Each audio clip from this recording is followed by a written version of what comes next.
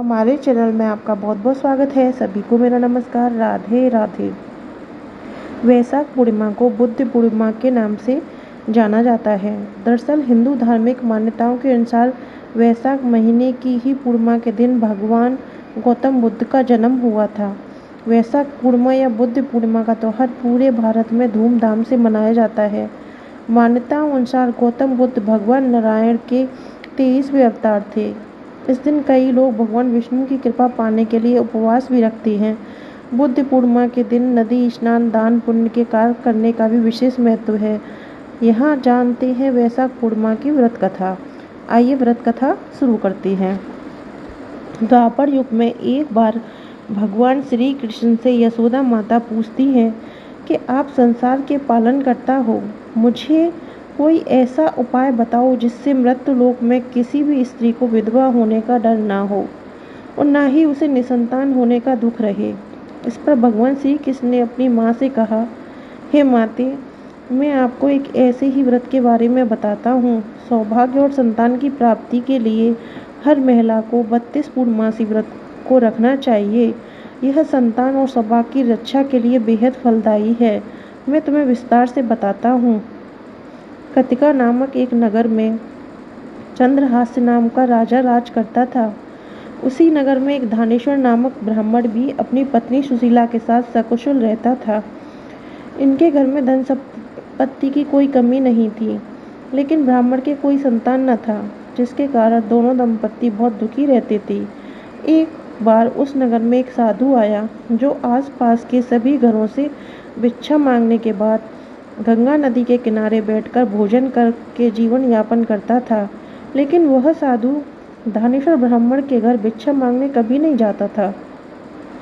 साधु के ऐसे बर्ताव देख सुशीला और धानेश्वर बहुत दुखी हुए। फिर उस साधु से पूछा कि आप सभी के घरों से भिक्षा लेती हैं, लेकिन हमारे घर से नहीं, ऐसा क्यों?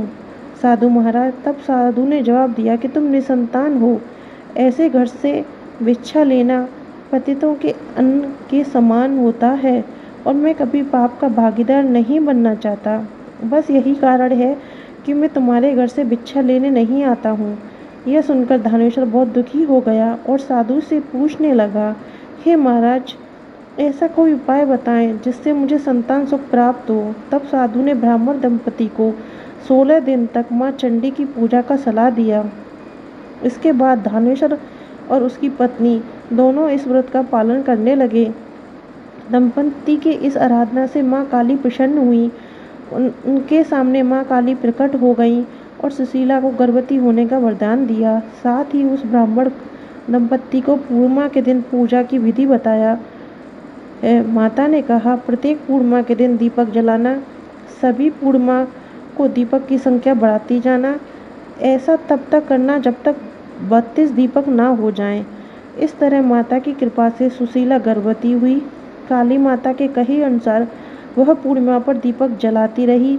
फलस्वरूप दंपति के घर एक पुत्र ने जन्म लिया, जिसका नाम धानेश्वर और सुशीला ने देवदास रखा। देवदास के बड़े होने के पश्चात धानेश्वर ने उसे विद्या ग्रहण के लिए काशी भेजा। काशी में देवदास के साथ एक अजीब दुर्घटना घटी, जिसमें धोखे से देवदास का विवाह हो गया। जब देवदास ने बताया कि वह अल्पायु है, फिर भी उसका जबरदस्ती विवाह करा दिया गया। उसके कुछ समय बाद जब काल देवदास के प्राण लेने आया, तब वो विफल हो गया। इसके बाद काल ने यमराज तक संदेश दिया कि वे देवदास के प्राण लेने में असमर्थ हैं। इसके बाद यमराज ने इसकी वजह जानने के लिए भगवान शिव और माता पार्वती के पास गया। तब पार्वती माता ने काली माँ से मिले वरदान के वृत्तांत को सुनाया और कहा कि ब्राह्मण दंपति देवदास के माता पिता ने पूर्णिमा का व्रत रखा था, इसलिए देवदास का कोई कुछ नहीं बिगाड़ सकता। पूर्णिमा व्रत के महत्व को जानने के बाद से कहा जाने लगा कि इस व्रत के करने से जातक को काल से मुक्ति मिलती है। साथ ही भगवान सभी मनोकामना भी पूरी करते हैं। यहाँ हमारी वैशाख पूर्णिमा की व्रत कथा समाप्त होती है। आपको हमारी वीडियो कैसी लगी ये कमेंट बॉक्स में ज़रूर बताएं और वीडियो पसंद आई हो तो चैनल को सब्सक्राइब करें, वीडियो को लाइक शेयर अवश्य करें। राधे राधे।